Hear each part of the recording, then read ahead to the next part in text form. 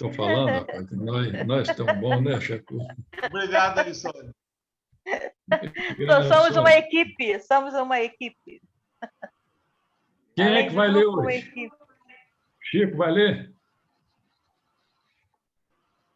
Pode ser. Já pode ler? Pode.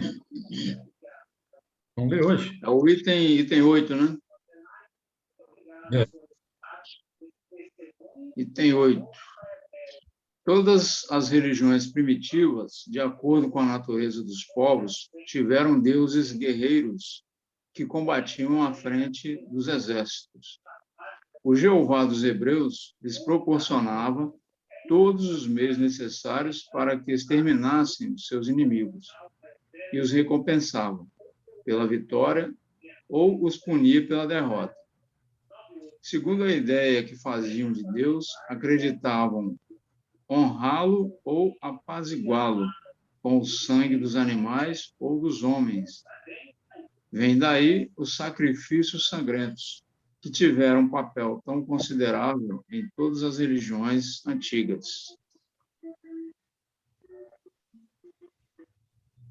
Os judeus haviam abolido os sacrifícios humanos.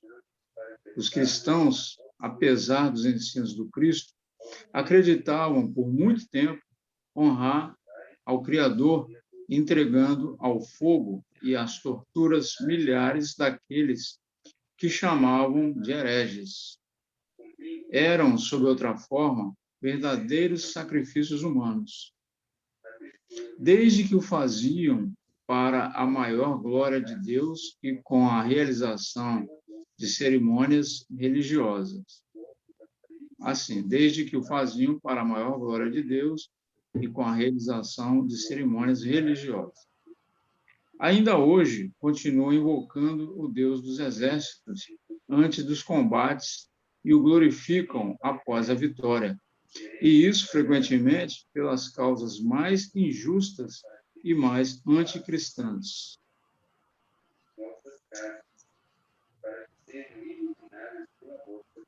Ei, minha filha. Voltou lá no item 8. Aqui. Deixa eu te perguntar uma Eu achava muito estranho esse negócio aí De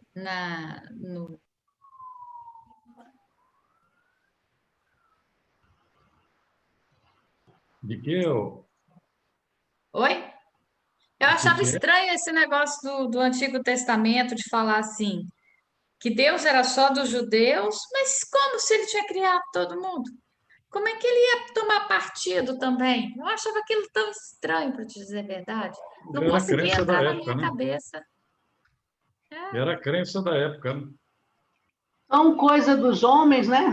Não. É. Reserva de mercado. É porque eles tinham Deus como um ser humano, né? A semelhança, aquele né? senhor, aquele senhor de barbas brancas, se colocava lá, com um cajado na mão, lá no outro lado, né? Não sei nem de que lado era, né? Mas era essa a ideia que se tinha de Deus, né? E depois a Inquisição, né, tio? Sim. Eu acho que eu já morri muito em fogueira, viu? Aí já está dizendo, ou matou, né? Mas alguém gostaria de falar alguma coisa sobre esse item?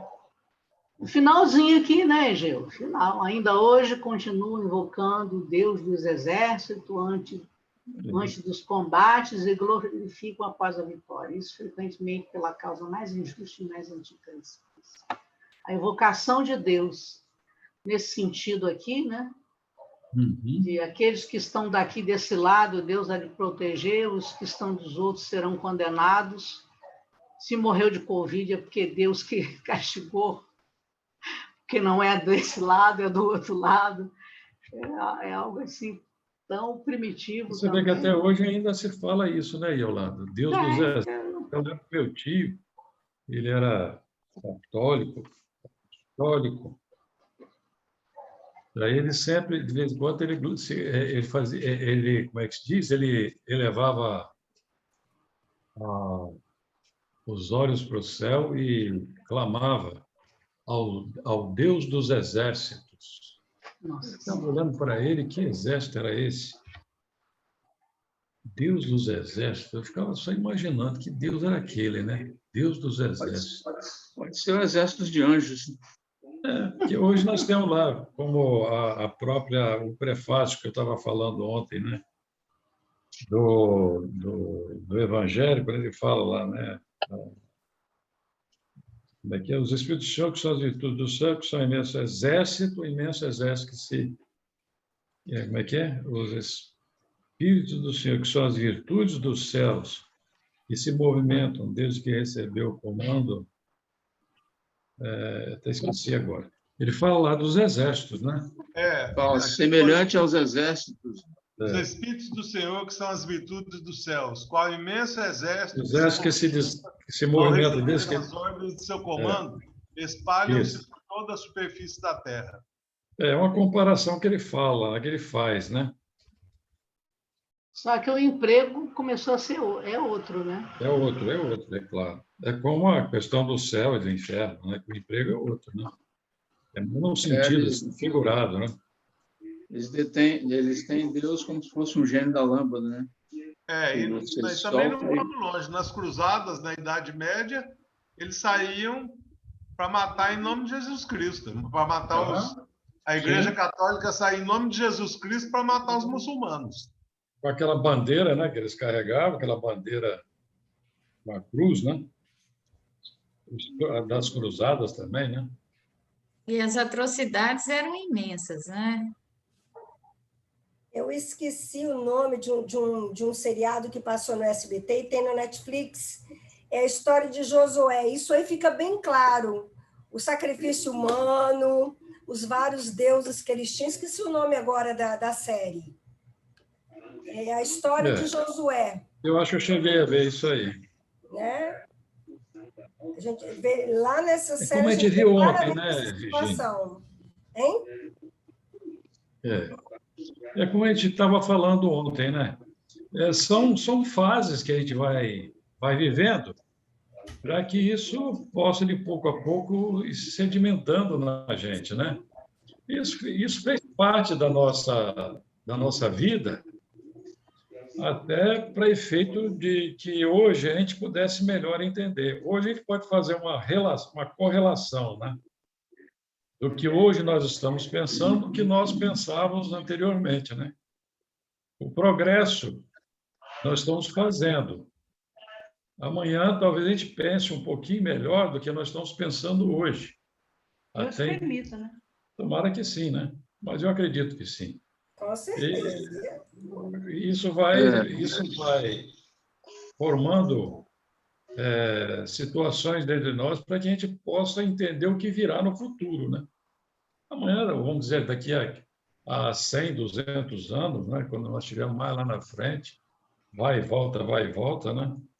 A gente for merecedor e não vir para cá para a gente poder usufruir desse planeta, não sei de que forma a gente vai vir, né? Só peço a Deus que eu tenha muita consciência do que eu vou fazer, né? Certamente os nossos conhecimentos serão outros, né? Que a gente vai viver na época já será outra informação, ou serão outras informações, né? E isso que a gente está aprendendo hoje não vai ser desprezado. Nem o que a gente aprendeu no passado vai ficar desprezado também. Vai fazer parte de todo esse conjunto, né? Desde aquela época que a gente acreditava que existe um ser supremo, um ser superior, né? A forma que a gente dava, que era um Deus do sol, Deus da lua, Deus não sei de quê, a gente acostumou a pensar nisso também, dessa forma. Hoje nós estamos vendo uma situação diferente. Hoje nós temos um Deus, né? Acreditamos nesse Deus, que é um Deus, mas não com aquela vestimenta que a gente deu no passado. Que também é do Sol, da Lua, do universo, mas é diferente. De todo o universo, que ele é diferente, é um Deus diferente. E à medida que a gente vai avançando no progresso, na evolução mesmo do próprio espírito, no conhecimento, né? Na moral, isso vai se ampliando e tomando maior corpo dentro de nós. A gente vai entendendo melhor a gente vai fazendo um raciocínio melhor. Mas isso tudo vai ficar armazenado em nós. Não é? Ou não é? Se não É for, isso aí. Com O certeza. ser humano tem sempre a tendência de transferir para Deus ou para divindades os defeitos humanos, né? Então, quer dizer, considerar um Deus que é um Deus dos exércitos, que é um Deus parcial, né? É achar que aquele grupo teria exclusividade, né, de Deus. É porque a gente sempre, quando imagina no exército, é alguém fardado, né? Com um material bélico na mão ou tendo à sua disposição vários armamentos, né? Isso a gente pode transferir para nós de uma forma diferente. Esse exército, sim, um exército no sentido bem figurado, né? Nós todos podemos participar desse exército, um exército do bem, né? Somos soldados do Cristo. Soldados do Cristo, sem aquele armamento bélico, mas com uma indumentária diferente, com um propósito diferente, de lutar por aquilo que é bom. É uma forma de você também transferir esse outro exército para essa condição. Não é, Vera? É verdade. Verdade. Vamos lá no 9? Ou alguém mais Vamos quer lá. falar? Chacu está quieto. Chacu, fala, Chacu. Eu já concordei com o que você falou. O conhecimento é cumulativo e é progressivo. Estou brincando, Chacu. Pode ler? Gabriela também. De vez em quando eu procuro, eu futuco com... Pode ler? Pode. Vamos lá. Como o homem custa a se livrar de seus prejuízos, de seus hábitos, das suas ideias primitivas. 40 séculos nos separam de Moisés e nossa geração cristã ainda conserva os traços de antigas usanças bárbaras consagradas ou, pelo menos, aprovadas pela religião atual. Verdade. Foi necessário... E não se passou, aliás, relativamente se passou um bom tempo, né? 40 séculos. O que são 40 séculos? 4.000 anos, né? É dia pra caramba. É muito tempo, né? Mas nós ainda conseguimos como é que a gente... O nosso caminhar é muito lento. É muito lento o nosso caminhar. É muito tempo para nós, mas se for pensar na eternidade... Relativamente, em termos de eternidade, de eternidade, não, né? Mas vamos em frente, né? Em termos de eternidade, foi ontem. Foi ontem. Acho que nem ontem foi, ainda vai ser, né? Foi necessária a pressão da opinião dos não ortodoxos, dos que são olhados como heréticos, para se pôr fim às fogueiras e fazer compreender a verdadeira grandeza de Deus. Mas, na falta das fogueiras, as perseguições materiais e morais continuavam em vigor. De tal maneira, a ideia de um Deus cruel está enraizada no homem. Alimentado pelos sentimentos que lhes são inculcados na infância, poderia o homem estranhar que um Deus que lhes apresentam honrado por atos bárbaros, que lhes apresentaram honrado por atos bárbaros, condene a tortura eternas, vendo sem piedade o sofrimento dos condenados. Os condenados? Realmente, né? Se a gente for imaginar, eu acho que ainda tem um pedaço lá do outro lado. É uma pergunta. Tem, sim.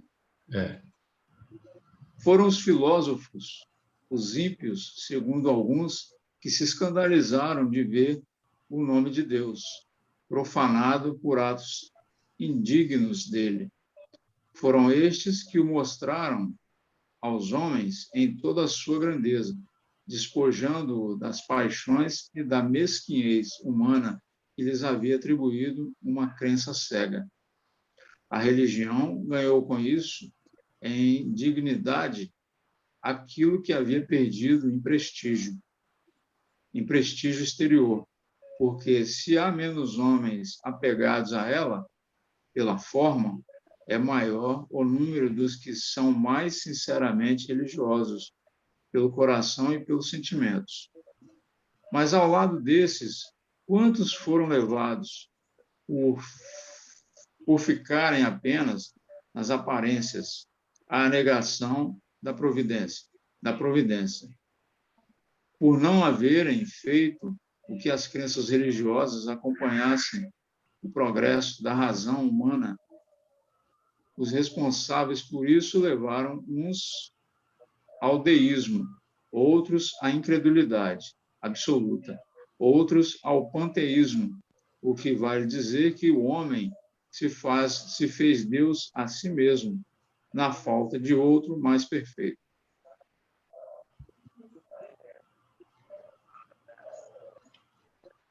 É nessa condição aqui, né? Vou eu aqui pensar, né? A gente está falando em 40 séculos que nos separaram, né? Que nos separam de Moisés. Mas também, há pouco tempo atrás, quando a doutrina foi lançada, foi apresentada, quantas perseguições foram feitas para impedir que ela pudesse se propagar. Lembremos aqui do Alto de Barcelona, né? A queima dos livros, né? E depois, com o tempo, aqui no Brasil mesmo, quantas perseguições. As pessoas, às vezes, faziam até nas surdinas, né?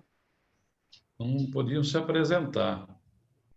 Hoje nós temos até a proteção da Carta Magna do Brasil, a nossa Carta, a nossa Constituição, que ela impede dizendo que as religiões elas têm que ser respeitadas, seja ela qual for, né? Mas nós tivemos momentos também difíceis aqui no Brasil, em relação ao espiritismo, né? A própria Igreja Católica, muitas vezes, aqueles adeptos radicais, pesaram muito contra a doutrina espírita. E eu lembro até de uma ocasião, não sei se foi com Embaçaí, Carlos Embaçaí, que eles faziam até uns certos desafios. Teve uns pastores, acho que acho que foi até um padre mesmo, acho que foi um padre desses aí, mas não sei se foi o Quevedo, que ele, dentro daquela filosofia dele, dizendo que o espiritismo era uma farsa, e querendo realmente impedir que se propagasse a doutrina espírita, ele fez um desafio ao Carlos Embaçaí, acho que foi Carlos Embaçaí mesmo, se eu não me engano. E em praça pública, eles levaram lá as pessoas, né, dizendo que isso tudo era fruto da mente humana, né, a questão da mediunidade, inclusive. Né? E aí levaram lá, foi um caso até assim meio grotesco, mas serviu, era o que tinha para o momento, né? Ele levou lá uns médiuns e colocou lá uma vasilha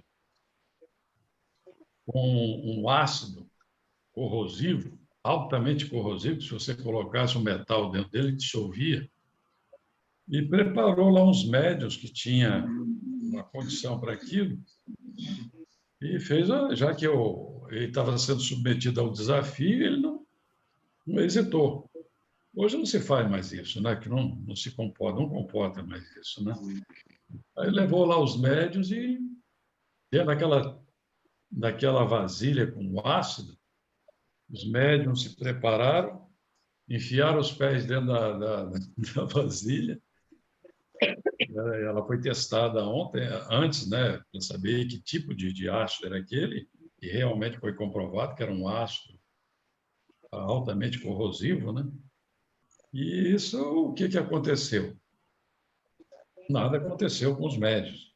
Aí ele fez o desafio, né? Agora quero que o senhor coloque as pessoas que o senhor diz que estão realmente com essa sugestão sua psíquica, que o senhor está dizendo aí. Você colocou? Nem ele. É ruim, hein? Ninguém colocou, mas ele teve que aceitar para poder justamente... Foram momentos que a doutrina teve que enfrentar para poder justamente ela ir se sedimentando, tomando corpo. Não foi só aqui, né? No Brasil foi mais ainda, né? Porque o Brasil ele assumiu o espiritismo e até hoje é um dos países que mais se pratica o espiritismo, né? A doutrina aqui tomou muito corpo, né? E até hoje ela realmente vem se propagando, né? Mas não é com isso que a gente está questionando, né? A gente questiona que essas coisas, essas perseguições, elas sempre existiram e poderão até existir no futuro. Hoje está menos, né? O católico hoje, para se tornar espírita, é muito mais fácil ele se tornar espírita, né? Porque ele já começa a entender certas coisas que realmente já são até admitidas na própria Igreja Católica, né?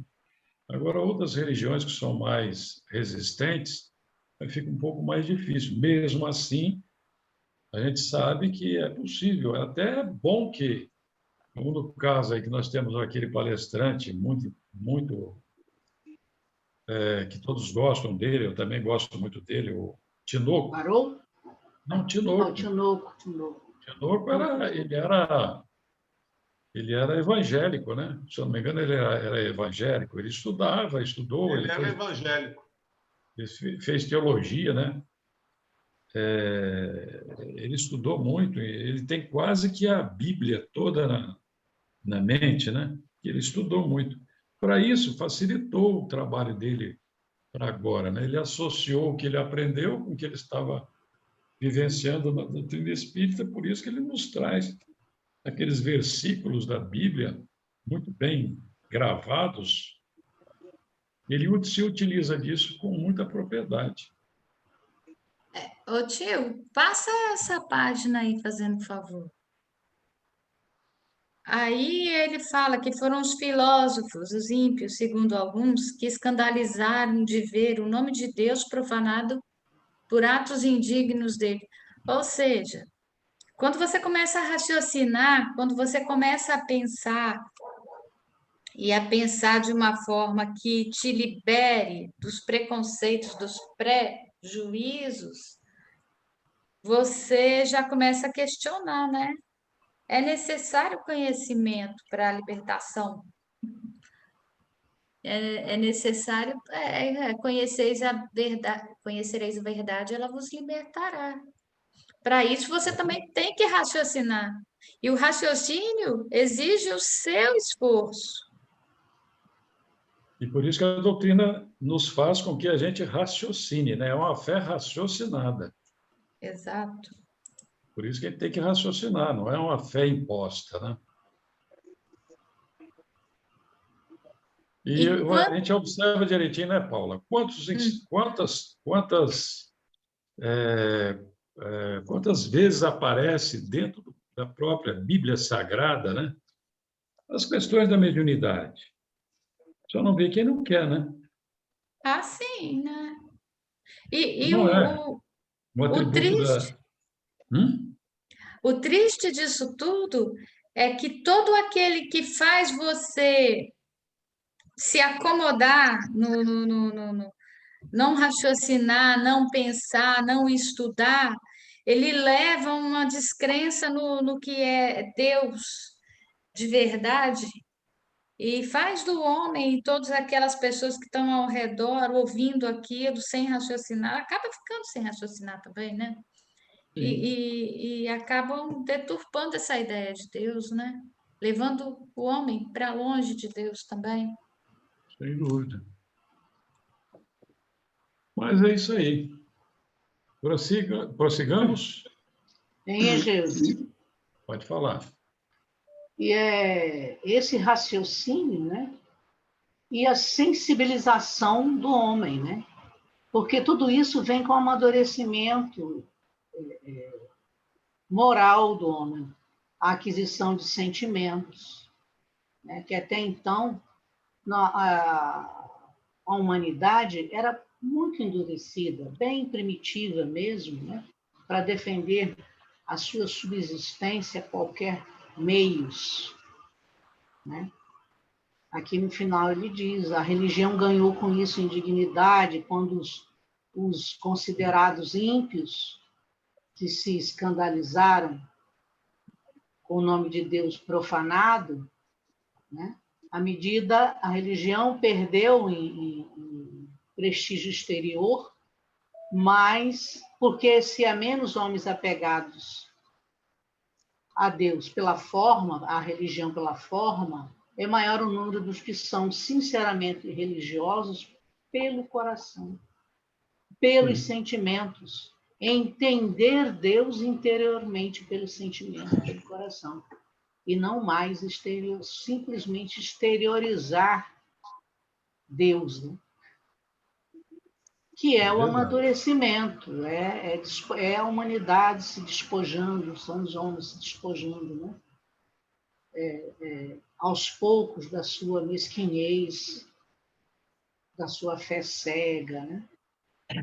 E por aí nós vamos caminhando.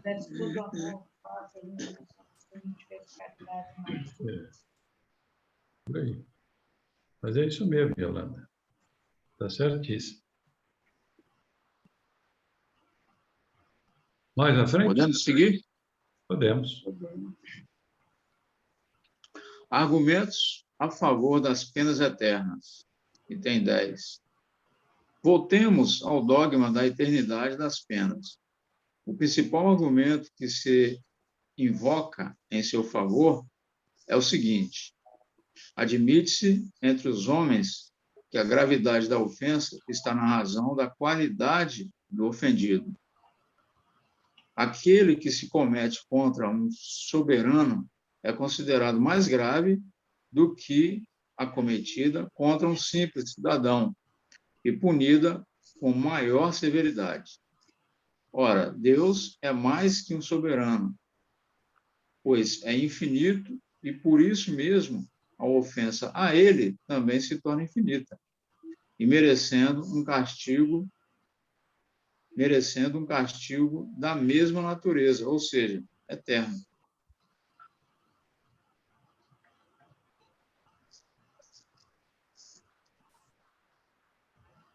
Refutação. Toda a refutação é um raciocínio que deve ter o seu ponto de partida, uma base, em que se apoiar premissas numa palavra. Encontramos essas premissas nos próprios atributos de Deus. Deus é único, eterno, imutável, imaterial, todo-poderoso, soberanamente justo e bom, infinito, em todas as suas perfeições. Não se pode conceber Deus sem o infinito de suas perfeições, pois sem isso ele não seria Deus, desde que poderíamos conceber um ser que possuísse o que lhe falta. Para que ele seja o único acima de todos os seres, está escrito errado, todos os seres, é necessário que nenhum o possa superar ou igualar, seja no que for. Portanto, é necessário que ele seja infinito em todos os sentidos. Os atributos de Deus, sendo infinitos, não podem aumentar nem diminuir. Sem isso, eles não seriam infinitos e Deus não seria perfeito. Se tirássemos a Deus a mínima parcela de um só de seus atributos, não mais teríamos Deus, pois seria possível a existência de um ser mais perfeito. O infinito de uma qualidade exclui a possibilidade de existir uma qualidade contrária que a anulasse ou diminuísse. Um ser infinitamente bom não pode ter a menor parcela de maldade, e um ser infinitamente mau não pode ter uma menor parcela de bondade. Isso, da mesma maneira que um objeto não poderia ser absolutamente negro, com a mais leve nuance de branco, nem absolutamente branco com a mínima mancha negra. Colocado esse ponto, podemos pôr ao argumento acima o seguinte raciocínio. Aí vai ter que emendar aqui. Somente um ser infinito pode criar o infinito. O homem, limitado em suas virtudes, nos seus conhecimentos, nos seus poderes, nas suas aptidões, na sua própria existência terrena, só pode produzir coisas limitadas. Se o homem pudesse ser infinito no mal que pratica, também o poderia ser no bem que faz, e ele seria igual a Deus. Mas se o homem fosse infinito no tocante ao bem, não faria nenhum mal, porque o bem absoluto é a exclusão de todo mal. Admitindo-se que uma ofensa temporária praticada contra a divindade pudesse ser infinita, Deus, vingando-se por um castigo infinito, seria infinitamente vingativo. E se ele o for, não pode ser infinitamente bom e misericordioso, pois um dos seus atributos é a limitação do outro. Se ele não for infinitamente bom, não é perfeito. E se não for perfeito, não é Deus.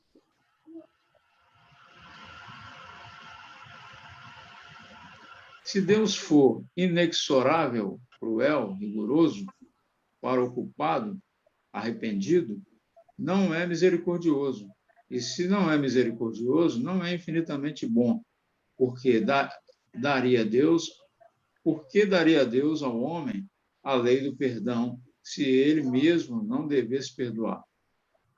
Disso resultaria que o homem que perdoa os seus inimigos, retribuindo-lhes o mal com o bem, seria melhor que Deus, que permanece surdo ao arrependimento do seu ofensor e lhes recusa, pela eternidade, a mais leve atenuação da pena.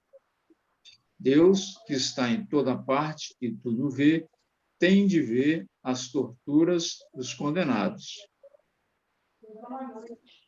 Se ele for insensível aos seus clamores pela eternidade, será eternamente impiedoso. E se for impiedoso, não é infinitamente bom.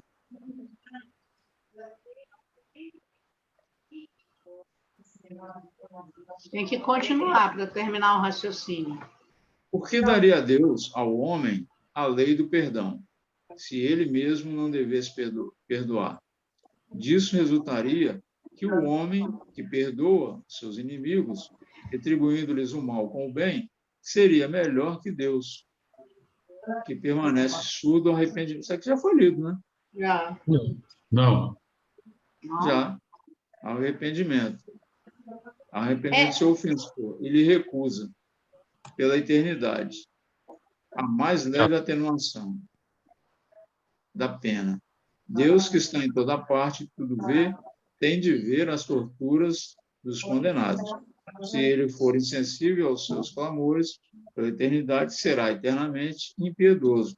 E se for impiedoso, não é infinitamente bom. Nós já lemos isso. Eu já tinha lido, já, é porque eu acho que eu repeti. Bom, mas você vê como é que Kardec traz a questão, né? Começa lá no 10, né? Começa aqui no 10. Os argumentos a favor das penas eternas. Né? Voltemos ao dogma da eternidade das penas. O principal argumento que se invoca em seu favor é o seguinte.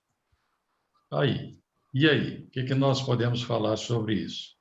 O Kardec ele usa o método analítico, né? Ele vai propondo e vai desenvolvendo a tese já com o objetivo de arrematar vai canalizando, né? O raciocínio desenvolvido.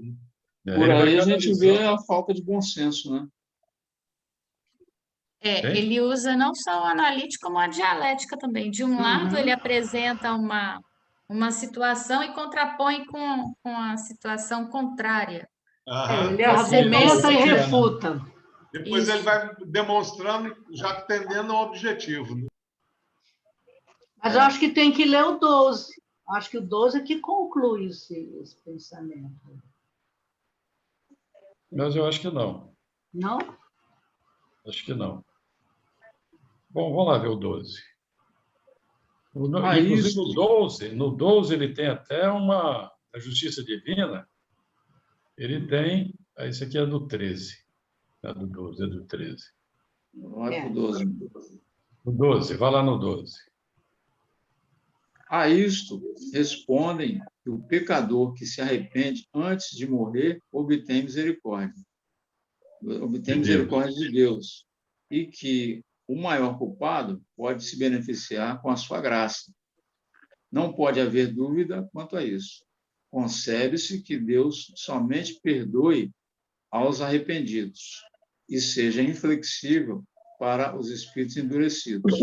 Mas, se ele se mostra cheio de misericórdia para a alma que se arrepende antes de deixar o corpo, por que não faria o mesmo para aquela que se arrepende depois da morte? Qual a razão do arrependimento? Qual a razão do arrependimento só ser eficaz durante a vida? Representa apenas um instante e não o ser durante a eternidade. Não, representa apenas um instante. Representa apenas um instante e não o ser durante a eternidade? Se a bondade e a misericórdia de Deus fica circunscrita a um determinado tempo, não são infinitas, e Deus não é infinitamente bom. 13. Ele já entra no soberanamente justo.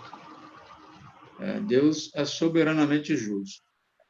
A soberana justiça não é a mais inexorável, nem a que deixa impunes todas as faltas, mas a que considera a maneira mais rigorosa mais rigorosa o bem e o mal, recompensando um e punindo o outro, com perfeita equidade, sem jamais se enganar.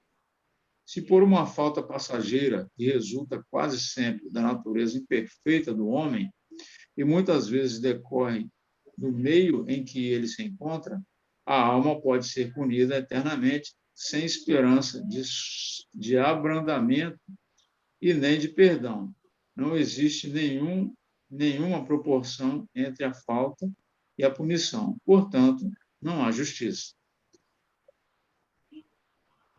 Lá na Gênese, a gente viu isso também, né? Nós chegamos a ver isso lá. Chegamos.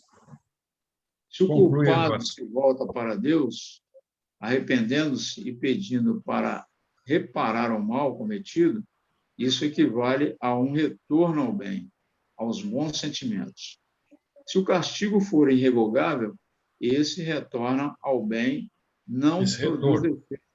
Esse retorno ao bem não produz efeito, desde que Deus não leva em conta o bem e não pratica a justiça. Entre os homens, o condenado que se emenda vê a sua pena comutada e, às vezes, perdoada.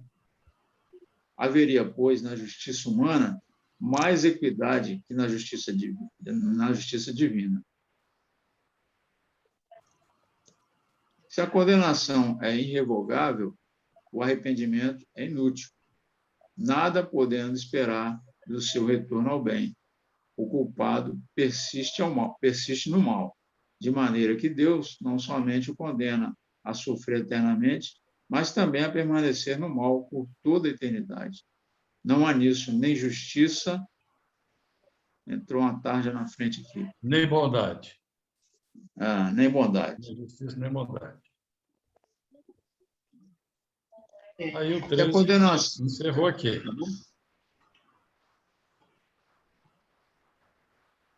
Sim. 64? Não, Jornadas. aqui nós estamos no 10. Hein, Gil? Nós pegamos do 10, fomos até o 13, né? Pode falar aí, Yolanda. Não, é que na justiça divina, hoje tem o item 12. Só que eu não estou com o aqui.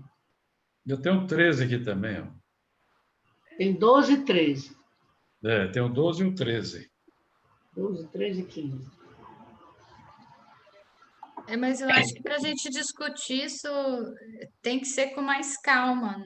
Vamos fazer o seguinte, amanhã vamos voltar esse 10 aqui outra vez? Fazer 1 a 1, né? Vamos voltar amanhã no 10? Voltaremos. Nós voltaremos ao 10 em diante para a gente poder realmente pegar esse raciocínio de Kardec, que é muito interessante.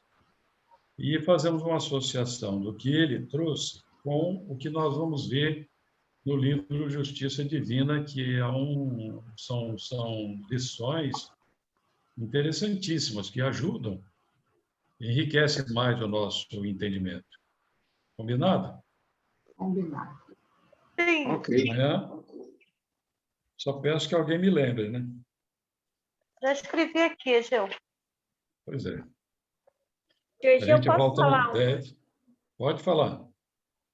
Já terminou o estudo? Ou vocês vão comentar mais? Não, acho que já está, porque já são 6 horas, já vai dar 6 horas, né? Olha só, o Rogério veio aqui em casa ontem e o Avedão... Quem é Rogério? Rogério Pascal. Ah, tá. Porque as pessoas não sabem quem é Rogério. O Rogério do Avedalma veio aqui em casa ontem e o Avedalma está necessitando de alimentos. E, principalmente, assim, para a semana que vem, já está faltando açúcar e pó de café. Ele pediu, assim, os itens que mais a gente usa, né? Lá, que é arroz, feijão, essas coisas assim. O Exército deu, mas já acabou, entendeu? O que eles deram. Então, assim, as doações estão sendo difíceis de chegar. Se vocês puderem estar ajudando, contribuindo, deixando aqui na SEC, eu vou agradecer muito. Não tem como fazer isso. Oi? Não tem como fazer isso por dinheiro, não, porque... Se vocês quiserem, eu posso pegar o número da conta, tá? Tem PicPay, tem tudo. PicPay tem? Tem tudo. Então põe no grupo aí, Marcinho, o PicPay. Põe no grupo. Põe no grupo. Marcinha, você coloca o PicPay e o número da conta, por favor. Coloco sim. Então tá bom. Bota o Pix. Pix, que se tiver, melhor ainda. Melhor ainda, né? E aí eles vêem de acordo com o cada, eles vêem o que eles precisam. Né? O que você está rindo, Paulinha? Você está morrendo de rir. Toda hora aparece um método, uma forma diferente de você pagar. É Pix, PicPay, cara. Olha só como essa pandemia deixou a gente informatizada. Nossa! É PicPay, gente! É tudo pagando conta pelo celular, vou te falar, hein? Tudo. Reclame disso, né? Marcinha, é melhor, porque ele não... PicPay acima do... Se a gente quiser levar na Casa Espírita, vai ter alguém lá? Pode ser. Eu moro na rua da Casa Espírita. Você pode me ligar que eu abro lá. Aqui, ó, no PicPay tem @Avedalma, João Rodrigues Filho, Cariacica, Sede Cariacica. Deve ser esse, né? É João o quê? Rodrigues? É o nome, eu acho que é o nome da rua. Eu vou passar aqui. Vou passar aqui o que o Rogério passou para mim, tá bom? É o que eu estava falando, assim, se tiver o Pix, para o Avedalma é melhor, porque acima de um determinado valor, o PicPay cobra taxa. E o Pix, eles não vão ter que pagar nenhuma taxa. Eu vou falar isso com o Rogério, tá, gente? Obrigada. Beleza. Falou, minha filha. Muito bom. Então, amanhã a gente Bom demais. volta ao item 10. Vamos associar o nosso estudo do céu e inferno com o livro Justiça Divina. Para alguns, talvez, o estudo ele está sendo assim um pouco monótono, pode ser até que se pense assim. Mas o livro, realmente, ele é gradativo. Até chegar nos Até casos. chegar nos casos, realmente ele faz toda uma história, né? Vamos dizer assim. Não é propriamente uma história, mas são as colocações que Kardec faz para nos preparar para o que virá na frente. Para a gente ter um E é entendimento. necessário, Né? né, essas colocações, né? Sim, são todas elas necessárias. E, olha, Tá dificilmente alguém estuda esse livro, O Céu e o Inferno, hein? Ele é lindo. Dificilmente. Ele é muito Eu bonito. já li ele todinho. Achei um dos livros mais fantásticos. E digo mais, tem espírito que nem conhece o livro. É um dos livros mais bonitos. A Gênese é aquele que dá mais medo, né? Porque tem muita ciência ali. É grande, tem muita mais ciência. apavora. Mas A Gênese ali, eu se fui você estudar for com olhar a calma. Gênese, parece que ela faz uma compilação de todos os outros livros, né? É uma Sim, revisão total. Agora, esse aí parece que toca na gente pelo fato humano de você ver o seu irmão dando o testemunho dele, vamos dizer assim, né? Tanto para o bem quanto que ele fez de errado. Você se identifica. A Gênese, quando chega no capítulo da oranografia geral, você acaba não entendendo nada, pisando em ovos, sem saber o que é o quê. Por isso Eu que gosto de Foi todos bom. eles. também. Eu gosto de todos eles, mas a minha paixão é o É o Evangelho Evangelho. segundo o Espírito. O É a minha Evangelho é paixão. imbatível, né? É a O minha Evangelho é a paixão. necessidade nossa, né? Depois a gente vai pensar no Evangelho. São aspectos diferentes, né? É. Porque, para mim, o que Abordagem teve de diferente. mais impressionante foi o livro dos Espíritos. Porque alguém está te falando, olha, muda a sua concepção, muda seu jeito de pensar, tem um consolo a mais, porque ele é extremamente consolador. À medida que te traz conhecimento, porque por bem ou por mal é aquilo que te dá esperança, né? Exatamente. É verdade. Egeu, você se referiu aí que talvez o estudo esteja monótono. Mas não há discussão sem você passar pela teoria, pela leitura. Exatamente. E nisso é necessário ler, prestar atenção, retornar, voltar. Isso faz parte da pré-discussão, porque você vai discutir baseado em alguma coisa. Então, para isso, você tem que ler o objeto de observação, aí, a leitura, né? Verdade. As informações. A gente até entende que se a gente fosse pegar, por exemplo, só o céu e o inferno e fosse estudar detidamente, para se estudar realmente, minuciosamente, vamos dizer assim, miudinho, né? O miudinho. Miudinho, né? Ele levaria mais ou menos uns 5 anos para poder estudar. Que cada assunto aí poderia se desmembrar em outros assuntos. Desmembrar em outros, né? E a gente aproveitar muito mais. Mas não estamos nesse patamar agora. Nós estamos agora passando por ele, começando a entender. No futuro, a gente pode até voltar a estudar o céu e o inferno um pouco mais, com mais informações, né? Outra visão, né? Tudo isso é E gradativo. com a maturidade dos membros que estudaram agora, né? Porque isso consta também, né? Porque a maneira como você estuda, como o Chakura estuda, né? Que tem a Égida tem um vasto conhecimento já da doutrina, que experienciaram reuniões. Em relação, pelo menos a mim. Acho que em relação a... Eu estou engatinhando ainda, não é assim, não.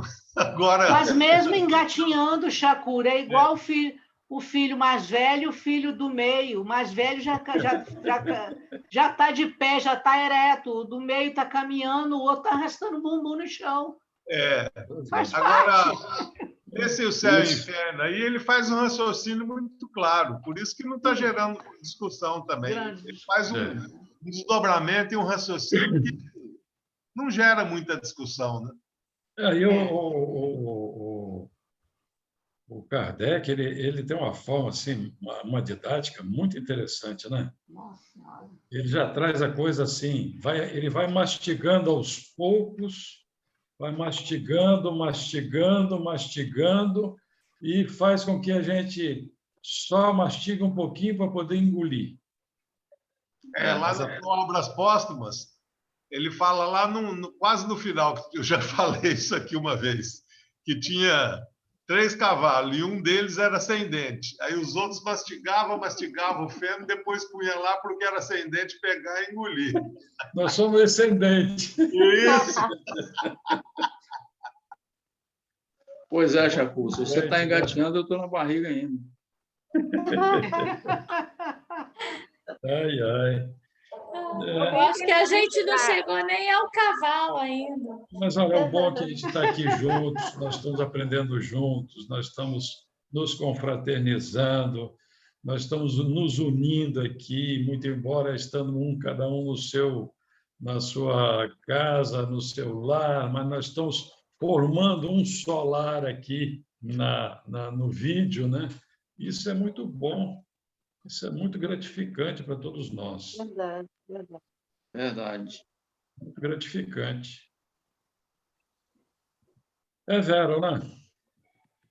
Vamos cantar uma música. E hoje música. tem uma musiquinha aí? Tem, peraí, já vou lá pegar o meu... Estou sem a inspiração. Peraí. Se devagar, eu estou ali. Está quebrado.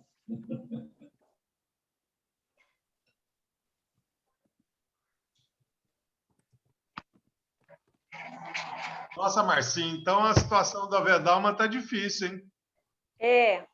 Tá difícil. Eu estava até falando assim, se a gente puder lembrar do Avedalma nas nossas orações, entendeu?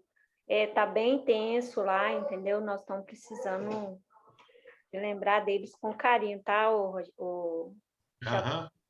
Ainda mais a gente que tem uma equipe que faz assim, ia fazer essa visita e não está fazendo mais. Então, a gente... nós não estamos fazendo por causa da pandemia, né? Desde o ano passado nós paramos. Entendi. Igual assim, ontem na AMES, a gente está fazendo, o Chico pode falar aí, cada grupo pega a oração, faz uma oração para os hospitais que a gente fazia esses trabalhos, né? Então, eu vou até pedir para colocar o Avedalma também. Eu sei que outros também lares estão passando a mesma dificuldade. Então, quem puder também está ajudando, está muito apertado mesmo, entendeu? Aí, se a gente puder estar lembrando deles nas nossas orações, tá? Ótimo. Esdã. Gil, a Marcinha está pedindo para, na hora da prece final, lembrar do Avedalma. Tá. Lembremos, né?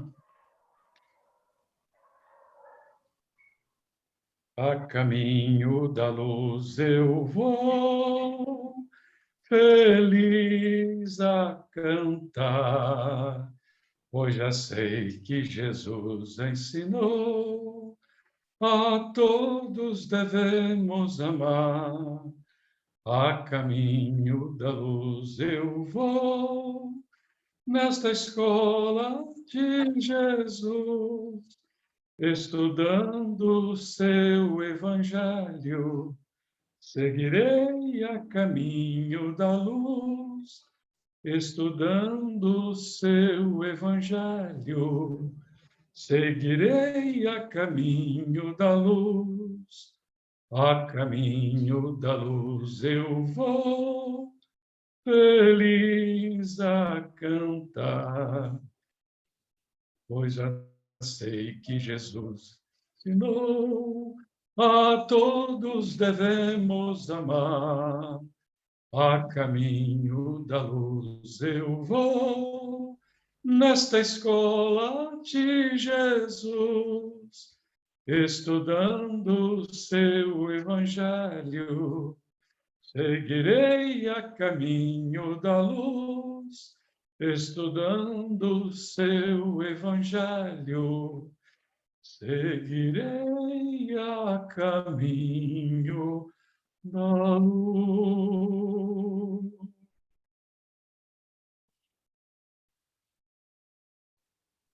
Paulinha, você faz a nossa prece? Vou botar uma musiquinha para Paulinha.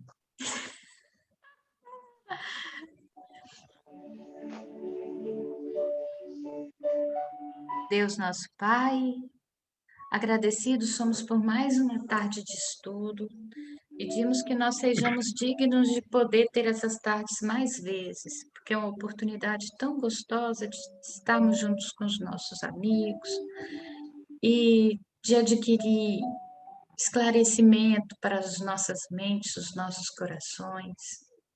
E que tudo isso faz tanta diferença para a gente seguir adiante, escolher certo, ser luz. A gente agradece pela Casa Espírita que nos dá essa chance maravilhosa de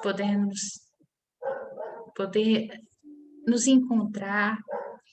E nesse momento a gente lembra com carinho do Avedalma, que está passando por esse momento tão complicado, assim como outras instituições também, que a gente consiga ajudar de alguma forma e que não só a gente, mas outras pessoas também possam ser sensibilizados, né?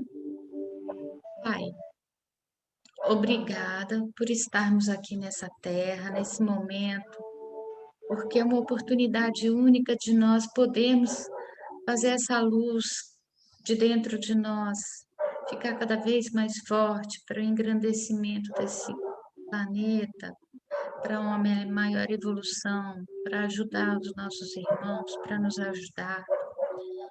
E que a gente consiga seguir adiante, sempre com muita fé e muito amor no coração. Muito obrigada, Senhor. Esteja conosco hoje e sempre. Que assim seja. Que assim seja. Assim Beijo Até para amanhã, todos. gente. Se Deus